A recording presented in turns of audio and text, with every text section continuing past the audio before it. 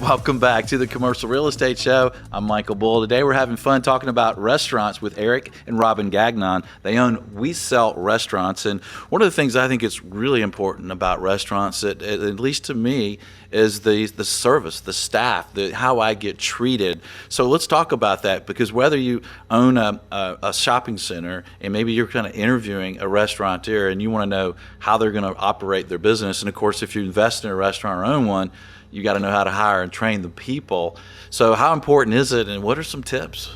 Gosh, it has to be one of the toughest things facing restaurateurs today. How do you hire? Just the amount of places that you have to post a hiring notice and then bringing people in, and the sheer number of people that they carry on their payroll. I mean, a small restaurant, I was talking to a Chick-fil-A franchisee last night who has over 100 people on her payroll because she is willing to hire, train, find the most excellent staff that she can, and if that means they can only work 4 hours a week, they cover a 4-hour shift. And really setting that standard for customer service, because that is your product to the customer. I think in many ways it's much more important than the food, because even if the food is fantastic, if it took 40 minutes to come out and nobody refilled your drink or stopped by to say, how is everything, can I get you something, I'm sorry for the delay, then you're out of there. You know, they're not going to be your place of choice for the next meal. Yeah, I think it's important. I used to go to a dry cleaners where the clothes were kind of wrinkled when you got them, but they treated you like a king. You just felt really special, and so you took your wrinkled clothes and smiled when you left. So I think of the restaurants the same way, right? I remember one restaurant kind of upset me one day when I was young and had more of a temper, when I was waiting for a while to get my food, and then they brought me the bill before the food. I'm like, wait a minute, guys, where's the service, right? Yeah. So how do you find the right people? I mean, it seems like some of the restaurants are getting part-time students. And I think it starts, one of my clients told me a long time ago, he said, this business is about lifestyle. This is not a job, this is not a career, it's a lifestyle, number one. So as an owner, you have to understand and live the lifestyle. And then the second part of it, a great restaurant consultant that does consulting for every big brands you can imagine of for years now. He says, it's about creating a culture within the establishment. Like you said, this is not just a job. You talk about experience. Last night I had egg whites for dinner at a restaurant, and the guy said, how would you like your egg whites? I'm like, well, they only come scrambled, right? But he's not even thinking what he's serving. He's just going through the motion versus inspiring them that we're salespeople, we're consultant to the customers, to the guests in our place. We want them to come back, invite them. How many times have you gone to a restaurant where the manager is asking you, how's your meal? By the time you even open your mouth, he's already 3 tables down.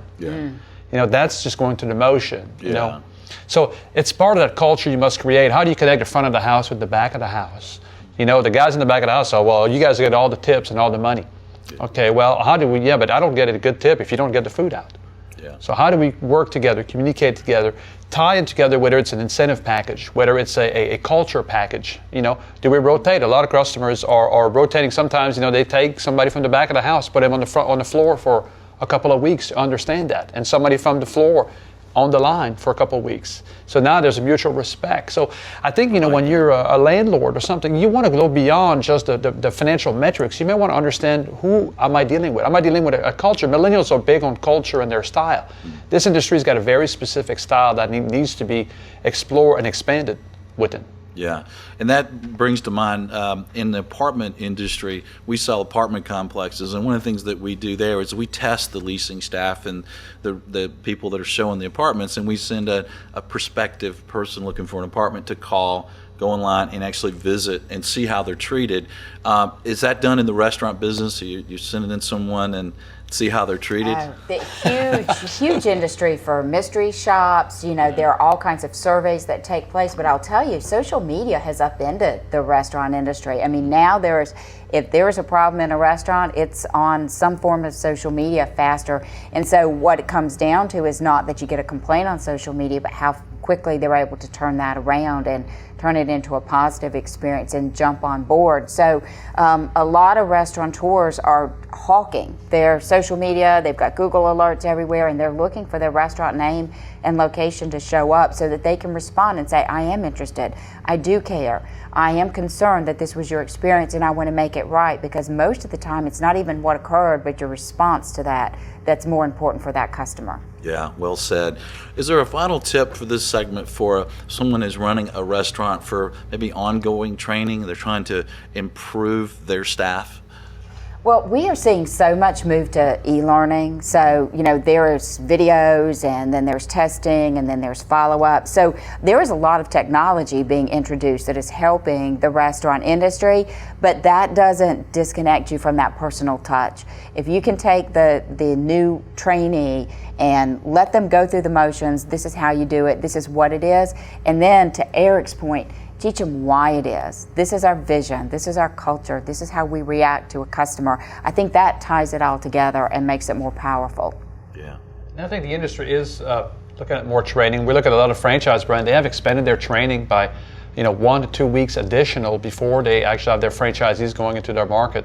So training has been something that everybody's looking at to increase, and it has been a good thing. Yeah.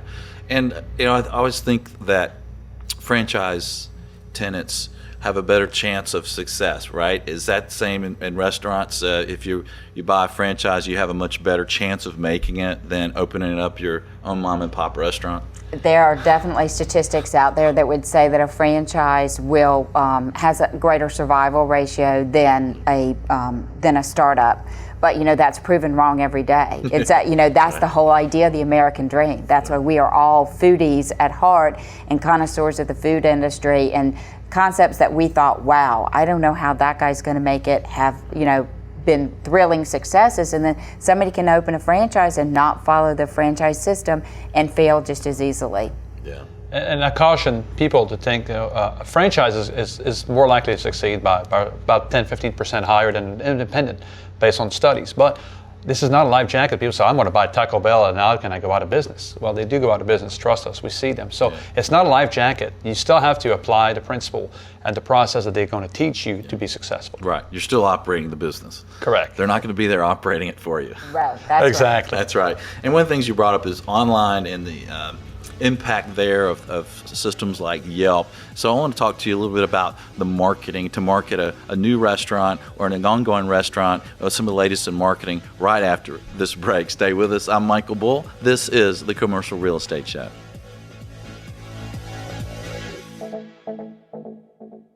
Hey there, thanks for checking out the Commercial Real Estate Show. Don't miss a video of special interest to you. Be sure to subscribe below. And if you appreciate the videos, be sure and thank our sponsors. There's a link to more information about them in the description. For more videos, podcasts, and articles, check out creshow.com.